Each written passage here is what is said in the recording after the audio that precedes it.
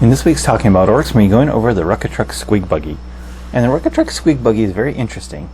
It looks good on paper, but it doesn't really translate well to the table. So, it has a movement of 10 inches, so it's a little slower than some of the other ones.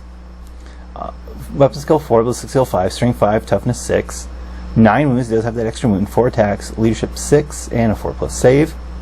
And is equipped with a heavy squig launcher, saw blades, a squig launcher, shotgun, and stick squigs. So let's go over the weapons. So the shotgun first, the 12-inch, so it's crew, right? 12-inch range, assault 2, strength 3, 0, 1, and is within half range, add 1 to the weapon strength. So it's pretty much a shotgun, just like you'd see on other armies. The stick squig is 6-inch range, grenade D6, strength 3, AP 0, 1. I don't know why they had to give it a different name. Saw blades are actually useful. It does have a melee weapon, so it's melee weapon, strength +1, makes it up to strength 6, AP -1 and 1 damage. So at least it has a melee weapon with an AP, which is nice. But the two main guns, the heavy squig launcher, and they both have 3 profiles, which are very similar. Heavy squig launcher, choose one of the profiles below. They all have 36-inch range. Assault 2d6, strength dash, AP 0, 1 damage, and it is wounds on a 4+.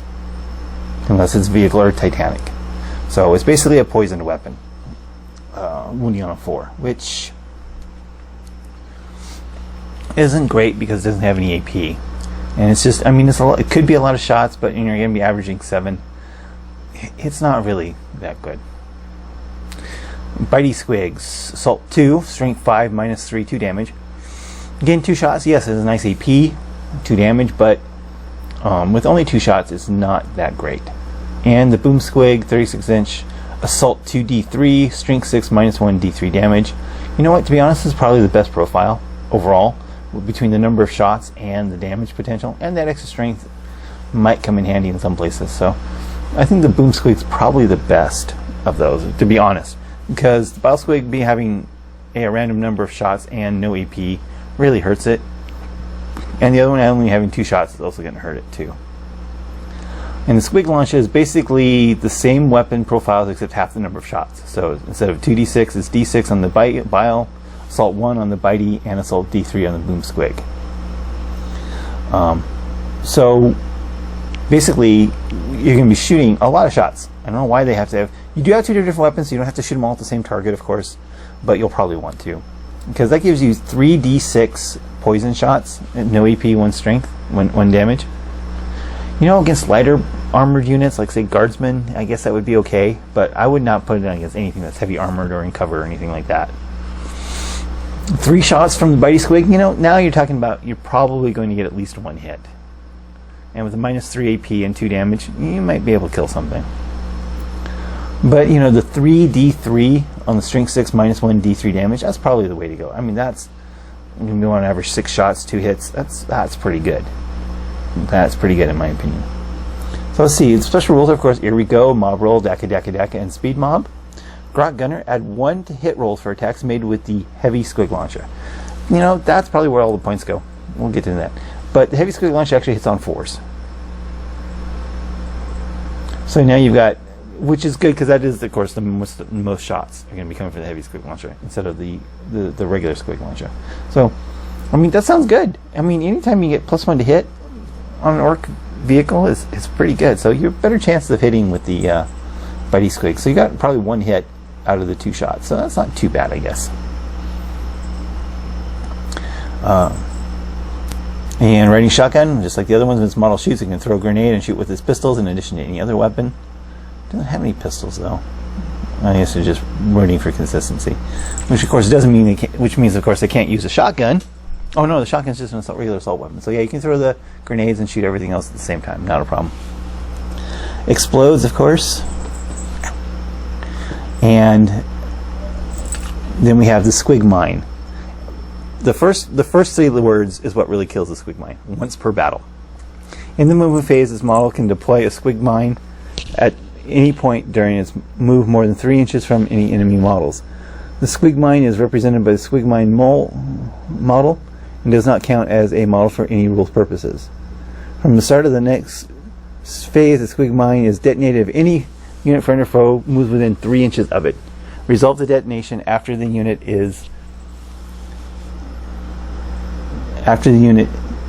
where did it go? That detonated has ended its move. When a Squig Mine detonated, roll a d6 on 2-3 affects 1 mortal wound. 4 to 5 is d3 mortal wounds, and on 6 it's 3 mortal wounds, and it's removed. This needs to be more than once per game. If this thing was on every movement phase, you could drop a Squig Mine. That wouldn't be too bad. So it's within 3 inches. So basically, you want to drop it on top of an objective. So any unit that tries to take the objective will suffer a couple mortal wounds. But again, it's only a couple mortal wounds. You know, if you're talking about a unit of 10 Primaris to try and take it over, they might lose one guy maybe. So it's not that impressive. And again, it's once per game. There needs to be a way to do many of these Squig Mines. There's no reason why it should just be once per game for something like this, especially for the price you're talking about it.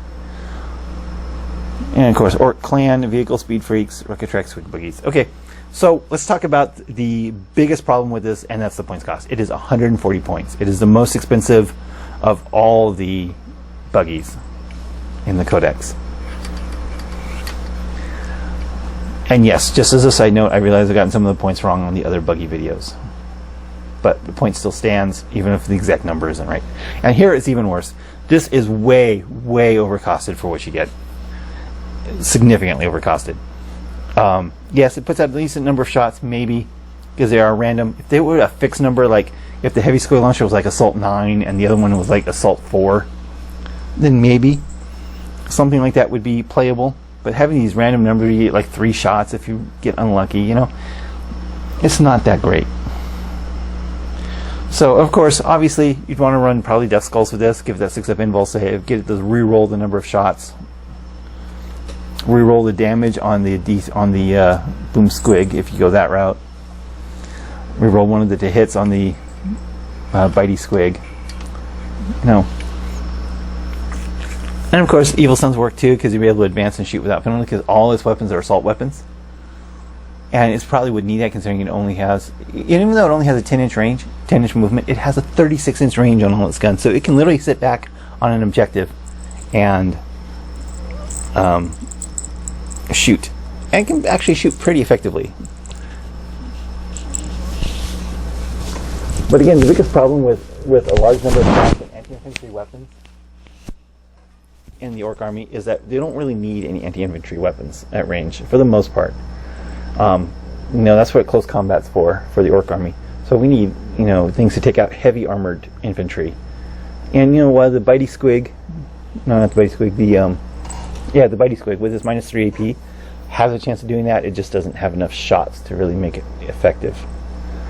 I mean that string 5 -3 2 damage, it would be really good against like Terminators, if anyone ever played Terminators. But things like aggressors are really good. They do have 3 wounds, so hopefully one of these could kill an aggressor a turn with a little bit of luck.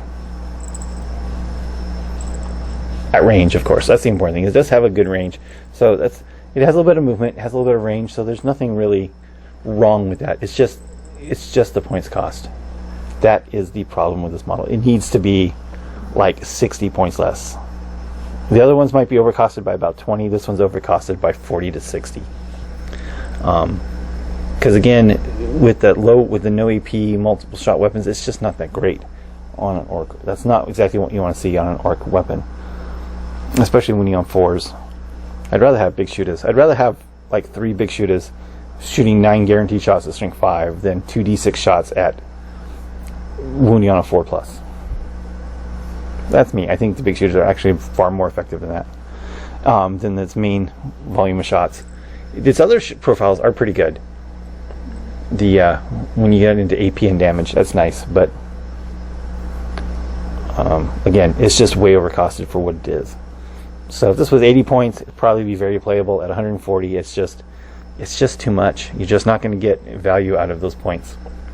So if you tried the RukkaTrukk Squigbuggies, I haven't. I have no real desire to until they can drop the points on it significantly. So let me know about your opinions about this unit in the comments below, and thanks for watching. Thank you for watching this episode of Talking About Orks. Please subscribe and hit the bell button for notifications for new Talking About Orks videos every Wednesday, new battle reports every Friday, and hobby videos whenever I can. Thanks for watching.